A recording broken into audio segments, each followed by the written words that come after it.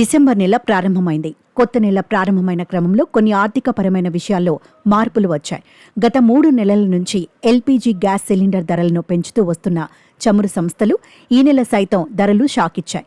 వాణిజ్య వినియోగ వంట గ్యాస్ సిలిండర్ ధరలను పెంచుతున్నట్లు ప్రకటించాయి. 19 కిలోల వాణిజ్య సిలిండర్ల ధర రికార్డు గరిష్టాల వైపు సాగుతోంది. ఒక్కో సిలిండర్పై 16.5 రూపాయలు పెంచుతున్నట్లు తెలిపాయి. అలాగే ఏటీఎఫ్ దగ్గర 1.45% పెంచుతున్నట్లు వెల్లడించాయి. దేశ రాజధాని ఢిల్లీలో వాణిజ్య సిలిండర్ ధర 1802 రూపాయల నుంచి 1818.50కి పెరిగింది. కానీ 14.2 కేజీల డొమెస్టిక్ గ్యాస్ సిలిండర్ ధరల్లో మాత్రం మార్పు లేదు.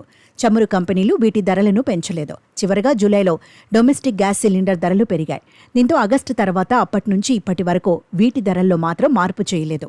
ఈ నేపథ్యంలో దేశీయ ఎల్పీజీ సిలిండర్ ధర పాట్నాలో 892.50గా ఉంది. ఢిల్లీలో 14 కిలోల ఎల్పీజీ సిలిండర్ ధర 803కే విక్రయిస్తున్నారు. కోల్కతాలో ఎల్పీజీ సిలిండర్ ధర 829, ముంబైలో 802.50, చెన్నైలో 818.50, హైదరాబాద్లో 855, విజయవాడలో 818.50గా ఉన్నాయి. ఇక వాణిజ్య సిలిండర్ ధర ఇప్పుడు కోల్కతాలో 1927 రూపాయలకు చేరింది. ఇది నవంబర్లో కేవలం 1911.50గా ఉండేది. ముంబైలో 19 కేజీల వాణిజ్య సిలిండర్ ధర 16.50 పెరిగింది. ఇక్కడ 1754.50కి లభించే సిలిండర్ నేటి నుంచి 1770కి అందుబాటులోకి రానుంది. ఇప్పుడు ఈ సిలిండర్ పాట్నాలో 2072.5కి అందుబాటులో ఉంటుంది. చెన్నైలో 19 కిలోల వాణిజ్య సిలిండర్ ధర 1980.50కు చేరుకుంది.